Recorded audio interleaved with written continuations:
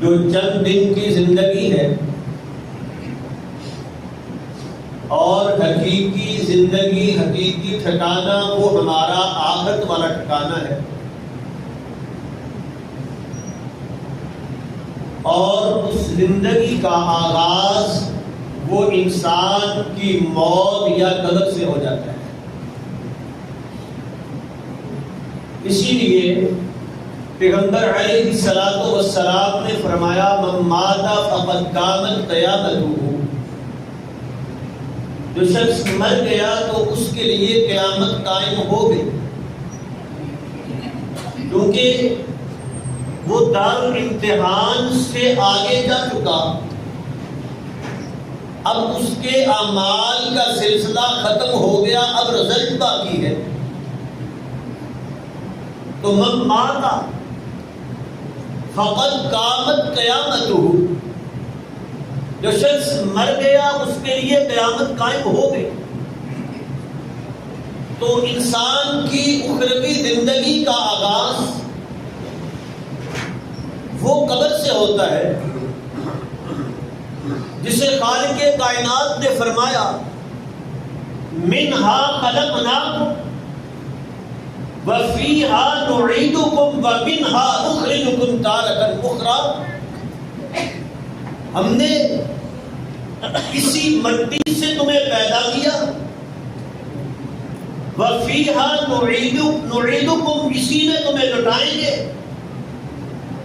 ومنہا نخرجکم تارۃ اخری، اور پھر دوبارہ اسی مٹی سے تمہیں نکالیں گے۔ اگر آپ کو قبر جو اندھیروں کا گھر، جہاں ساتھ کوئی نہیں، وہ وحشت کا گھر، اور وہ تنگ سی جگہ جہاں انسان کے لیے آسائشیں نہیں، اسی لیے حضرت عثمان رضی اللہ تعالی عنہ جب قبر کی بات آتی، قبر کا ذکر ہوتا تو بہت روتے۔ سوال کرنے والے نے سوال کیا حضرت آخرت کا ذکر آتا ہے، اس کی ہولناکیاں کہیں زیادہ، آپ اس ذکر پر اتنا نہیں روتے جتنا قبر کے ذکر پر روتے ہیں۔ تو فرمایا اس لیے انہا اول منزل من منازل الآخرہ، اس لیے کہ آخرت کی منزلوں میں سے یہ پہلی منزل ہے، اور اس لیے زیادہ روتا ہوں کہ آقا علیہ السلام نے فرمایا تھا ما رأیت منظرا قط الا فالقبر افظع منہ، میں نے قبر کے منظر سے زیادہ گھبراہٹ میں ڈال دینے والا منظر کوئی نہیں دیکھا۔ حضرات، یہ قبر کا منظر جس کے بارے میں حضرت انس رضی اللہ تعالی عنہ بیان فرماتے ہیں، آقا علیہ السلام نے فرمایا لولا ان لا تدافنوا لدعوت اللہ ان یسمعکم من عذاب القبر، اگر یہ خوف نہ ہوتا، یہ ڈر نہ ہوتا کہ تم مردوں کو دفنانا ہی چھوڑ دو گے، آقا علیہ السلام نے فرمایا تو میں اللہ سے دعا کرتا کہ اللہ کو عذاب قبر کو میری سنا دے۔ وہ قبر والوں کی کیفیت، ان کی آوازیں تم سنو، اور آقا علیہ السلام نے فرمایا اذا مات احدکم عرض علیہ مقعدہ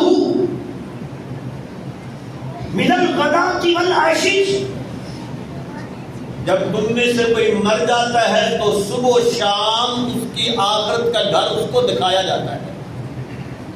ان کان من اہل الجنہ اگر وہ جنتی ہے تو جنت کا گھر اس کو صبح و شام دکھایا جاتا ہے. وَإِن كَانَ مِنْ أَهْلِ النَّارِ، اگر وہ جہنمی ہے تو جہنم کا ٹھکانہ اس کو صبح و شام دکھایا جاتا ہے. یہ قبر کا عذاب کتنا بڑا معاملہ ہے.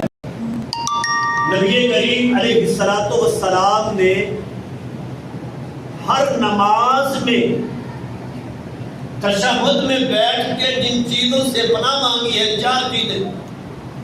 اللہم انی اعوذ بک من عذاب القبر، اللہ میں قبر کے عذاب سے تیری پناہ مانگتا ہوں. وَأَعُوذُ بِكَ مِنْ عَذَابِ جَهَنَّمَ، جہنم کے عذاب سے. وَأَعُوذُ بِكَ مِنْ فِتْنَةِ الْمَسِيحِ الدَّجَّالِ، وہ دجال کے فتنے سے. وَأَعُوذُ بِكَ مِنْ فِتْنَةِ الْمَحْيَا وَالْمَمَاتِ، زندگی اور موت کے فتنے سے. تو 4 فتنوں سے پیغمبر علیہ الصلوۃ والسلام نے ہر نماز میں اللہ سے پناہ مانگی. اور یہ قبر وہ آقا علیہ الصلوۃ والسلام نے حضرت معاذ بن جبل رضی اللہ تعالی عنہ کے بارے میں کہا، هذا الذي تحرك له العرش، کہ یہ وہ شخص ہے اس کی موت کی وجہ سے اللہ کا عرش بھی حرکت میں آ گیا. یعنی وہ فرشتوں کا اترنا. لقد ذم ذمتن، قبر ایک بار انہیں بھی قبر میں دبوچا. تو جو نیک شخص ہوتا ہے یہ قبر محبت کے ساتھ اسے ملتی ہے. یہ ہے تو ملنا دبوچنا. اور اگر برا ہو تو یہ دبوچنا شدید ہو جاتا ہے. حضرات، جب ہماری اصل زندگی وہ ہے تو پھر ہماری کتنی بد نصیبی ہے کہ ہم یہ دنیا کی عارضی نعمتوں، ان آسائشوں کے پیچھے اس اپنی اصل زندگی کو بھول جاتے ہیں. اس کے لیے ہماری تیاری کوئی نہیں، کبھی ہم نے سوچا نہیں، بلکہ ہم تو ایسے فتنے بھی پیدا ہو گئے جنہوں نے ویسے ہی عذاب قبر سے انکار کر دیا. یہ عقل نہیں مانتی. کچھ ایسے لوگ بھی ہیں جن کو جلا دیا جاتا ہے، کچھ قبر میں دفن کیے ہی نہیں جاتے. تو پھر ان کو عذاب کیسے ہوتا ہے؟ حالانکہ یہ سارے معاملات اخروی زندگی کے، اور آخرت کی وہ زندگی اللہ نے اسے ہماری نظروں سے اوجھل رکھا. جسے اللہ چھپا دے، وہ جنات کو چھپایا تو کیا ہمیں نظر آتے ہیں؟ وہ فرشتوں جیسی مخلوق کو چھپا دے تو کیا ہمیں نظر آتے ہیں؟ ہم اس لیے انکار کر دیں کہ ہمیں دکھائی نہیں دیتا. یا جن کو قبر میں دفن نہیں کیا جاتا، تو قبر سے مراد صرف وہ مٹی کی ڈھیری نہیں ہے. قبر سے مراد وہ موت کے بعد کی جو آخرت تک یہ جو عالم ہے، یہ جو عالم برزخ ہے، یہ ہے قبر. وہ جس حالت میں ہے، جہاں ہے، جس کیفیت میں ہے، اللہ اس بات پہ قادر ہے. وہ جزا کا مستحق ہے، اس کو جزا ملے. وہ سزا کا مستحق ہے تو اس کو سزا ملے. اس میں کیا عجیب بات ہے؟ انسان کو درد ہوتا ہے کہ درد نظر آتا ہے؟ تیرے اپنے جسم میں ایک کیفیت ہے تو اس کو دیکھ نہیں سکتا، کیا اس کا انکار کر دے گا؟ اور خواب کی حالت میں انسان کچھ منظر دیکھتا ہے، اس کے اثرات بھی محسوس کرتا ہے. اور اس کی دلیل یہ ہے کہ سخت سردی میں کوئی ایسا ڈراؤنا خواب آ جائے، اٹھے گا تو سینے سے جو ہے وہ شرابور ہوگا. کیوں ہوا؟ جسم پہ اس کے اثرات آئے. کیا کسی دوسرے کو وہ نظر آیا؟ ساتھ بیٹھا ہوا وہ نظریں بیٹھا ہو میں نے دیکھنا ہے اس کو خواب میں کیا نظر آتا ہے کہ نظر آئے گا؟ جب اللہ نے اس کو دکھا دیا، صرف دکھایا نہیں، اس کے جسم پہ وہ کیفیت اس کو محسوس بھی ہوئی۔ جب یہ زندگی میں ایسا ہو سکتا ہے تو وہ اللہ کیا اس بات پہ قادر نہیں کہ مرنے کے بعد وہ جس کیفیت کا مستحق ہے، وہ جزا کا مستحق ہے، سزا کا مستحق ہے، اللہ رب العالمین اسے وہ سزا دے۔ اور پھر کبھی انکار یوں کیا جاتا ہے کہ قرآن میں اس کا ذکر نہیں آیا، قرآن میں عذاب قبر کا ذکر نہیں ہے، حالانکہ قرآن مجید میں بھی ذکر ہے النار یعرضون علیہا غدوا وعشیا ویوم تقوم الساعة ادخلوا آل فرعون اشد العذاب۔ فرمایا صبح و شام ان پہ آگ پیش کی جاتی ہے، صبح و شام آگ ان پر پیش کی جاتی ہے۔ کہاں؟ آگے فرمایا ویوم تقوم الساعة، جب قیامت قائم ہوگی تب یہ کہا جائے گا ادخلوا آل فرعون اشد العذاب۔ اس سے معلوم ہوا یہ جو پہلی بات ہے وہ قیامت سے پہلے ہو رہی ہے۔ النار یعرضون علیہا غدوا وعشیا ویوم تقوم الساعة، یہ النار یعرضون علیہا کا تعلق یہ عالم برزخ سے ہے، عالم قبر سے ہے کہ آگ ان پر پیش کی جاتی ہے۔ النار یعرضون علیہا غدوا وعشیا ویوم تقوم الساعة ادخلوا آل فرعون اشد العذاب۔ حضرات یہ عذاب قبر میں جانے والے دو قسم کے لوگ ہو سکتے ہیں۔ کچھ وہ جن کے لیے جنت کے ٹکڑوں میں سے یہ قبر ایک ٹکڑا بن جاتی ہے، اور آقا علیہ الصلوۃ والسلام نے ان لوگوں کی کیفیت میں بیان کی ہے۔ فرمایا یہ نیک لوگ جب ان کا آخری وقت آتا ہے وہ فرشتے اس کی جان قبض کرنے کے لیے آتے ہیں تو اس کو پہلا تحفہ یہ ملتا ہے کہ فرشتوں کی طرف سے سلام ملتا ہے۔ وہ فرشتے سفید چہروں والے خوبصورت کیفیت میں آگے اسے کہتے ہیں یا ایتھا النفس المطمئنہ ارجعی الی ربک راضیۃ مرضیہ فادخلی فی عبادی وادخلی جنتی۔ اے نفس مطمئنہ ارجعی الی ربک، اپنے رب کی طرف آ جا، راضیۃ مرضیہ، وہ تیرا رب تجھ سے راضی ہے اور تجھے خوش کر دے گا۔ یہ پہلا انعام ملتا ہے۔ اور وہ سیدہ صدیقہ رضی اللہ تعالی عنہا فرماتی ہے پیغمبر علیہ الصلوۃ والسلام نے فرمایا من احب لقاء اللہ احب اللہ لقاءہ ومن کرہ لقاء اللہ کرہ اللہ لقاءہ۔ جو اللہ کی ملاقات کو پسند کرتا ہے تو اللہ بھی اس کی ملاقات کو پسند کرتے ہیں، اور جو اللہ کی ملاقات کو پسند نہیں کرتا تو اللہ بھی اس کی ملاقات کو پسند نہیں کرتا۔ حضرت عائشہ رضی اللہ تعالی عنہا فرماتی ہیں اللہ کے پیارے پیغمبر موت کو تو کوئی بھی پسند نہیں کرتا، تو پھر اس حدیث کا مطلب کیا ہے؟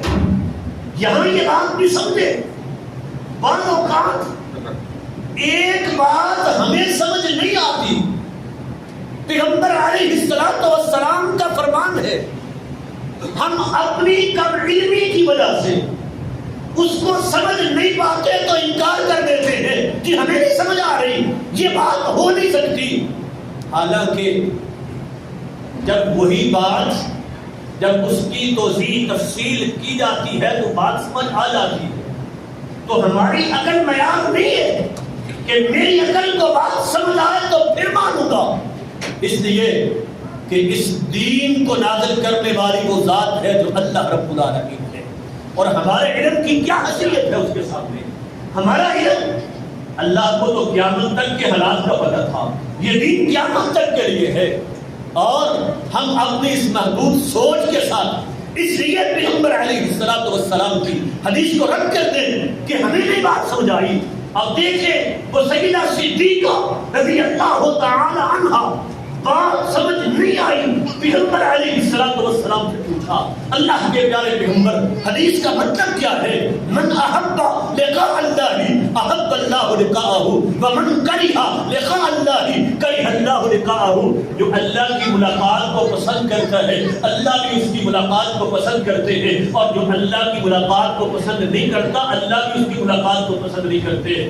آقا علیہ الصلوۃ والسلام نے فرمایا عائشہ اس سے مراد یہ ہے جب یہ فرشتے آتے ہیں روح قبض کرنے کے لیے، یہ آتے ہیں آ کے کہتے ہیں جو نیک شخص ہے اسے کہتے ہیں اللہ تجھ سے ملاقات چاہتے ہیں، اللہ تجھے اپنی ملاقات کے لیے بلا رہے ہیں. اس وقت یہ خواہش کرتا ہے میں جلدی اللہ کے سامنے پیش ہو جاؤں، اسی لیے جب اس کو لے کے جا رہے ہوتے ہیں قبرستان کی طرف یہ کہتا ہے قدمونی قدمونی، مجھے جلدی آگے لے جاؤ، مجھے جلدی آگے لے جاؤ. یہ ہے مطلب من احب لقاء اللہ احب اللہ لقاءہ.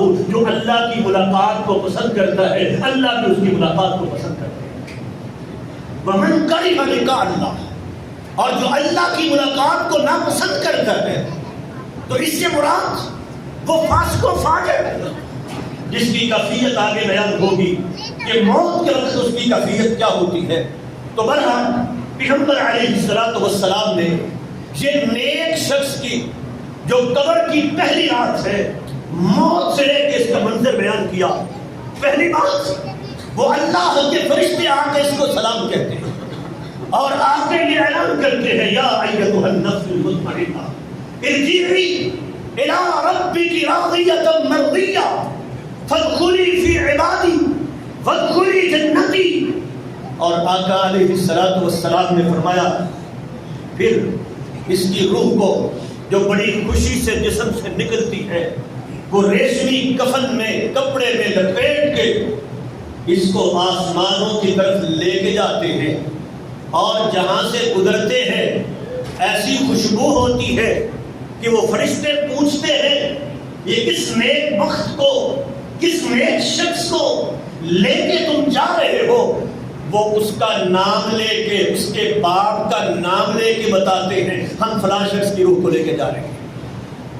آسمانوں پہ پہنچتے ہیں، دروازہ کھولا جاتا ہے، خوش آمدید کہا جاتا ہے اور علیین میں اس کا نام لکھا جاتا ہے. پھر روح کو واپس لٹایا جاتا ہے. اور اسی لیے آقا علیہ الصلوۃ والسلام نے فرمایا جب اس کو قبرستان کی طرف لے کے جا رہے ہوتے ہیں تو یہ کہتا ہے قدمونی قدمونی، مجھے جلدی آگے لے جاؤ. اور جب اس کو دفنا دیا جاتا ہے تو پیغمبر علیہ الصلوۃ والسلام نے فرمایا انہ لیسمع خفق نعالہم. جب لوگ دفنا کے اس کو واپس مڑتے ہیں تو یہ ان کے جوتوں کی آواز کو بھی سنتا ہے. اب یہاں جوتوں کی آواز کو سننا، ویسے تو انسان کمرے میں بند ہو تو شاید وہ باہر آواز سنائی نہ دے، وہ منو مٹی کے نیچے وہ اللہ اس بات پہ قادر ہے وہ چاہے تو وہ جوتوں کی آواز کو سنا دے. اسی لیے ہم جب قبرستان جاتے ہیں تو سلام کہتے ہیں السلام علیکم اہل الدیار، اے قبروں والوں تم پر سلامتی ہو. سلام کہتے ہیں، اللہ سنانا چاہے تو مانے کوئی نہیں. اور بدر میں جب وہ کافر کنویں میں جن کو پھینکا گیا تھا وہ 70 جو مارے گئے تو حدیث میں آتا ہے پیغمبر علیہ الصلوۃ والسلام کو قبر وہ کنویں کے کنارے پہ کھڑے ہو کے کہتے ہیں بتاؤ جو ہمارے ساتھ ہمارے رب نے وعدہ کیا تھا وہ پورا ہوا یا نہیں. تو حضرت عمر رضی اللہ تعالیٰ عنہ فرماتے ہیں اللہ کے پیارے پیغمبر یہ تو مرے پڑے آپ ان سے بات کر رہے ہیں. فرمایا ما انت باسمع منہم، عمر تم ان سے زیادہ نہیں سن رہے، جیسے تمہیں سنائی دے رہا ہے ان کو بھی سنائی دے رہا ہے.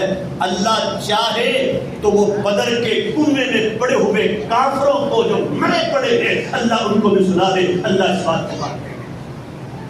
لیکن عمومی اصول کیا ہے وما انت بمسمع من فی القبور، جو قبروں میں ہیں آپ ان کو سنا نہیں سکتے. وہ رب جسے چاہے جو چاہے سنا دے، وہ اللہ اس بات پہ قادر ہے۔ تو انہ لیسمع خفق نعالہم، وہ ان کے جوتوں کی آواز کو بھی سنتا ہے، اور دوسری طرف وہ اللہ کے فرشتے پھر آ جاتے ہیں اس سے سوال کرنے کے لیے، اور جب اسے سوال کرنے کے لیے اس سے مخاطب ہوتے ہیں تو یہ کہتا ہے دعونی اصلی، چھوڑو پہلے میں نماز پڑھ لوں۔ اسے محسوس ہوتا ہے کہ نماز کا وقت ہے، وہ لیٹ ہوا جا رہا ہے، کہتا ہے دعونی اصلی، چھوڑو میں نماز پڑھ لوں، بات پھر کریں گے۔ کیا معلوم ہوا کہ قبر میں بھی جو حساب و کتاب سے بھی پہلے تیری ایک پہچان ہے وہ نماز کے ساتھ ہے۔ جو نماز پڑھنے والا ہے یہ احساس اس کا ہوگا، وہ کہے گا دعونی اصلی، چھوڑو میں نماز پڑھ لوں۔ اور جسے دنیا میں کبھی توفیق نہیں ہوئی کہ وہ اللہ کے سامنے جھک جائے، وہ دن میں 5 بار حی علی الصلاۃ، حی علی الفلاح کی ندا سنتا ہے، نہیں آتا، تو کیا وہاں کہے گا دعونی اصلی، چھوڑو میں نماز پڑھ لوں؟ تو پیغمبر علیہ الصلوۃ والسلام نے فرمایا یہ کہے گا دعونی اصلی، چھوڑو میں نماز پڑھ لوں۔ لیکن پھر اس کو بتایا جائے گا، یہ کیفیت دور ہوگی، وہ سوال کریں گے من ربک ما دینک ما کنت تقول فی ھذا الرجل، یہ 3 سوال، تیرا رب کون ہے، تیرا دین کون سا ہے، اور ما کنت تقول فی ھذا الرجل، تو اس شخص جناب محمد رسول اللہ صلی اللہ علیہ وسلم کے بارے میں تیرا عقیدہ کیا تھا۔ اور پھر اسی طرح چوتھا سوال ہے وما یدریک، جب یہ ان کا جواب دے گا وہ عبد اللہ ورسولہ، من رب کا جواب کیا ہے، ربی اللہ، میرا رب اللہ ہے۔ آج ہمارے ہاں ہر کام میں جو ہے وہ نئے نئے طریقے بدعات ایجاد ہوئی۔ اب کیا کرتے ہیں لوگ لکھ کے ساتھ ورقہ دے دیتے ہیں، یہ قبر میں دیکھ کے جواب دے لینا۔ کبھی وہ باہر کھڑے ہو کے کہا جاتا ہے ہم کہہ ربی اللہ، یہ باہر کہنے سے فرق نہیں پڑے گا اگر اس کے اپنے عمل درست نہیں ہے۔ وہاں حساب وہ تیرے لقمے دینے سے اس کو جواب نہیں آئیں گے، اپنے عمل سے جواب آئیں گے۔ اگر وہ دنیا میں عقیدہ رکھنے والا ہے، نظریہ رکھنے والا ہے، تو پھر جواب دے گا من رب کا، کے جواب میں کہے گا ربی اللہ، ہاں میرا رب اللہ ہے۔ ما دینوں کا جواب دے گا دین الاسلام، میرا دین اسلام ہے۔ اور ما تقول ما کنت تقول فی ھذا الرجل، اس کے جواب میں کہے گا هو عبد اللہ ورسولہ، وہ اللہ کے بندے اللہ کے رسول ہیں۔ چوتھا سوال ہوگا وما یدریک، مجھے کس نے بتایا، یہ تیرا عقیدہ کہاں سے آیا، یہ نظریہ کہاں سے بنا؟ کہے گا میں نے قرأت کتاب اللہ، قرأت کتاب اللہ فآمنت بہ وصدقت، میں نے اللہ کی کتاب کو پڑھا، اس پہ ایمان لایا، اس کی تصدیق کی، یہ عقیدہ میرا یہاں سے بنا۔ قرأت کتاب اللہ، میں نے اللہ کی کتاب کو پڑھا۔ ہاں مسلمان، ہم مسلمان ہیں، ذرا اپنے سینے پہ ہاتھ رکھ کے، ذرا دل پہ ہاتھ رکھ کے کہیں کیا ہم یہ جواب دے سکیں گے قرأت کتاب اللہ، میں نے اللہ کی کتاب کو پڑھا، میں نے یہ بات اس سے سمجھی، کیا یہ جواب ہم دے سکیں گے؟ کتنا قرآن کو ہم پڑھتے ہیں، کتنا قرآن کو ہم سمجھتے ہیں کہ جہاں سے یہ بات ہمیں سمجھ آ، اول تو پڑھنے کی توفیق نہیں، اور جو پڑھتے بھی ہیں تو ان میں سے 90% کو سمجھنے کی توفیق نہیں۔ اللہ کا پیغام ہے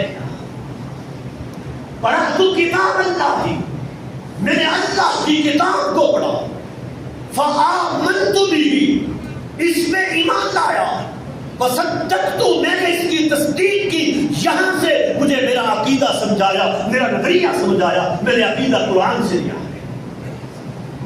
تو یہ بات بھی سمجھ آئی، عقیدہ کہاں سے لینا ہے؟ اللہ کے قرآن سے۔ نظریہ کہاں سے لیں گے؟ اللہ کے قرآن سے۔ لوگوں کے واقعات سے عقیدہ نہیں ملے گا، یہ صوفیاء کی بات سے عقیدہ نہیں ملے گا، عقیدہ اللہ کے قرآن سے لیں گے۔ اور اللہ کے قرآن کا دیا ہوا عقیدہ کیا ہے؟ قل هو اللہ احد اللہ الصمد لم یلد ولم یولد ولم یکن له کفوا احد۔ اللہ کا دیا ہوا عقیدہ کیا ہے؟ لیس کمثلہ شیء وهو السمیع البصیر۔ نظریے میں، عقیدے میں، توحید میں، اللہ کے اسماء و صفات میں کسی کو شریک نہیں کرنا۔ وہ رب بھی سنتا ہے، یہ بگڑیاں بنانے والا اور بھی ہے، یہ روٹیاں دینے والا اور بھی ہے، بیٹا لینا ہے تو فلاں دربار پہ چلے جاؤ، یہ عقیدہ قرآن کا دیا ہوا ہے۔ میرے رب نے کیا کہا؟ یہ دینے والا کون ہے؟ اولاد دینے والا کون ہے؟ یہ عقیدہ قرآن سے لینا ہے۔ تو میرے عزیزوں، یہ جواب دے گا قرأت کتاب اللہ فآمنت به وصدقت، میں نے کتاب اللہ کو پڑھا، اس پہ ایمان لایا، اس کی تصدیق کی۔ فینادی منادی من السماء، ایک اعلان ہوگا، آسمان سے فرشتہ بول کے کہے گا، اور وہ اللہ کا پیغام، ان صدق عبدی، میرے بندے نے سچ کہا ہے۔ اور کہا جائے گا کہ اب کرو کیا؟ فَفْرِشُوا لَهُ فِرَاشًا مِنَ الْجَنَّةِ، یہ پکی قبر بنانے سے کچھ نہیں ہوگا، نیچے بستر بچھانے سے کچھ نہیں ہوگا، نیچے وہ مخمل بچھا دو کچھ نہیں ہوگا۔ اگر عمل صحیح ہے تو اس کو ضرورت کوئی نہیں، وہ اعلان ہو جائے گا فَفْرِشُوا لَهُ فِرَاشًا مِنَ الْجَنَّةِ۔ یہ یہاں اس کے رشتہ دار، اس کی اولاد، اس کے بہن بھائی اس کو مٹی میں دفنا کے چلے گئے ہیں، جاؤ جنتی بستر لا کے بچھا دو۔ فَفْرِشُوا لَهُ فِرَاشًا مِنَ الْجَنَّةِ وَالْبِسُوا لَهُ لِبَاسًا مِنَ الْجَنَّةِ۔ یہ کفن کیسا پہنایا ہے، یہ مہنگا ہے، یہ سستا ہے، یہ نیا تھا، پرانا تھا، فرق نہیں پڑتا، یہ میرا ماننے والا ہے، ایمان والا ہے، عمل صالح ہے، جا کے اس کو جنتی لباس پہنا دو۔ وَالْبِسُوا لَهُ لِبَاسًا مِنَ الْجَنَّةِ، جنتی لباس پہنا دو۔ اور ساتھ کہا جائے گا وَافْتَحُوا لَهُ بَابًا إِلَى الْجَنَّةِ، جنت کی طرف سے ایک سوراخ بھی کر دو، ایک دروازہ بھی کھول دو، وہ جنت کی ہوائیں، وہ جنت کی جو ہے وہ نعمتوں سے وہ اس کو اثرات، وہ ہوائیں اس کو پہنچتی رہے۔ وَافْتَحُوا لَهُ بَابًا إِلَى الْجَنَّةِ، جنت کی طرف سے دروازہ اس کے لیے کھول دو۔ اور پھر سے کہا جاتا ہے نم کلومت العروس، جیسے وہ دلہن کو سلانے کے لیے باقاعدہ اہتمام کیا جاتا ہے، اسے کہا جائے گا ویسے دلہن کی طرح تم بھی سو جاؤ۔ تو یہ ہے نیک شخص کی پہلی رات، جس کے عمل صالح ہے، عقیدہ ٹھیک ہے۔ اب میرا انجام ایسا ہو، میری قبر کی رات ایسی ہو، ہم میں سے ہر شخص چاہے گا، لیکن اس کے لیے سب سے پہلی بات جو ضروری ہے وہ کیا ہے کہ عقیدہ ٹھیک ہو، نظریہ ٹھیک ہو۔ اگر عقیدے میں شرک آ گیا، توحید میں اللہ کے ساتھ کسی اور کو شریک کر لیا، تو انہو من یشرک باللہ فقد حرم اللہ علیہ الجنہ، اللہ پھر جنت کو اس شخص پر حرام کر دیتے ہیں۔ تو سب سے بنیادی چیز کیا ہے؟ عقیدہ ٹھیک ہو، اور دوسری چیز ہے عمل صالح، اس قبر کے لیے تیاری بھی ہو۔ بس نہ نماز پڑھنی ہے، نہ مجھے قرآن پڑھنے کی ضرورت ہے، نہ میں زکوٰۃ دیتا ہوں، میں تو ارکان اسلام بھی پورے نہیں کرتا، اور جب پوچھیں تو یہ اللہ نے جنت سانو نہیں دینی تو کیوں دینی؟ یہ ٹھیک ہے، اس رب کی رحمت بڑی وسیع ہے، لیکن ان بطش ربک لشدید، اس کو بھول نہ جاؤ، یہ بھی رب کا فرمان ہے، ان بطش ربک لشدید۔ دنیا میں رب کے عذاب سے ڈرو گے تو پھر اللہ کی رحمت کے مستحق ہو گے۔ اگر دنیا میں بے خوف ہو جاؤ گے، یہاں جو مرضی کریں، تو پھر جو دنیا میں بے خوف ہوتا ہے وہاں اس پر خوف طاری ہوگا، اور جو یہاں خوف میں، اللہ کے خوف میں اپنی زندگی گزارتا ہے، وہ آخرت کے دن میں خوف ہوگا۔ تو نیک عمل، عمل صالح، وہ جو پیغمبر علیہ السلام نے فرمایا ہے قیامت کا دن وہ قبر میں جب یہ شخص جائے گا تو وہ نیک اعمال اس کو گھیر لیں گے، اس کے لیے حفاظت محافظ بن جائیں گے، اور اسی طرح وہ خاص طور پہ دوسرا عمل قبر کے عذاب سے بچنے کے لیے جو پیغمبر علیہ السلام نے بیان فرمایا ہے، فرمایا رباط فی سبیل اللہ، اللہ کے راستے میں پہرا دینا، وہ اسلامی سلطنت کی حفاظت کے لیے، یہ اللہ کی راہ میں مسلمانوں کی حفاظت کے لیے یہ پہرا دینا، ایک رات کسی نے پہرا دیا اللہ رب العالمین اس پر جہنم کی آگ کو حرام کر دیتے ہیں۔ اور آقا علیہ السلام نے فرمایا یہ شخص ایسا ہے فَيُنْمَ عَلَيْهِ عَمَلُهُ، اس کے عمل جاری رہتے ہیں، بڑھائے جاتے ہیں، وَيَعْمَلُ فِتْنَةَ الْقَبْرِ، اور یہ شخص قبر کے فتنے سے اللہ اس کو محفوظ کر دیتے ہیں۔ اسی طرح تیسرا عمل جو انسان کو قبر کے عذاب سے بچانے والا ہے وہ ہے سورہ ملک کی تلاوت کرنا، جسے پیغمبر علیہ السلام نے فرمایا یہ المانعہ المنجیہ من عذاب القبر، یہ عذاب قبر سے نجات دینے والی صورت ہے، رکاوٹ بن جانے والی صورت ہے۔ تو سورہ ملک کی تلاوت کرنا بعض صحابہ کا یہ عمل تھا کہ رات سوتے وقت سونے سے پہلے سورہ ملک کی تلاوت کیا کرتے تھے۔ تو یہ تلاوت کرنا یہ بھی ایسا عمل ہے جو قبر کے عذاب سے بچانے والا ہے۔ اسی طرح چوتھی چیز یہ ہے، آقا علیہ السلام نے فرمایا من مات یوم الجمعہ، جو جمعہ کے دن فوت ہو جاتا ہے یہ اللہ کی رحمت ہے، گویا کہ اللہ اس کے ساتھ خاص احسان چاہتے ہیں، وقاہ اللہ فتنۃ القبر، اللہ اس کو بھی قبر کے فتنے سے بچا لیتے ہیں۔ تو یہ بھی ایک خوش نصیبی کی بات ہے کہ جمعہ کے دن وقت آ جائے۔ اور اسی طرح آقا علیہ السلام نے فرمایا حلال رزق سے جو بندہ اللہ کی راہ میں صدقہ کرتا ہے یہ صدقہ بھی اس کو قبر کے عذاب سے بچانے والا ہے۔ آقا علیہ السلام نے فرمایا لَإِنَّ الصَّدَقَةَ لَتُطْفِئُ عَنْ أَهْلِهَا عَنْ حَرِّ النَّارِ، یہ صدقہ جو ہے یہ جہنم کی آگ سے صدقہ کرنے والے کو بچا لے گا۔ ان الصدقہ لتدفع حر النار عن اهلها، جہنم کی گرمی سے یہ صدقہ اس کو بچا لے گا، لیکن شرط یہ ہے ان اللہ طیب لا يقبل الا طیبا، اللہ پاک ہے اور اللہ پاک مال کو ہی قبول کرتا ہے، حرام نہیں، لا يقبل الا طیبا، حلال مال سے، پاکیزہ مال سے، وہ جوے سے حاصل کیا ہوا مال نہ ہو، وہ سود سے حاصل کیا ہوا مال نہ ہو، وہ یہ گروی رکھ کے دکانیں مکان اس سے حاصل کیا ہوا مال نہ ہو، وہ پاک مال ہو، پاکیزہ کمائی سے اللہ کی راہ میں تو خرچ کر، یہ اللہ کی راہ میں دیا ہوا صدقہ یہ اللہ کے عذاب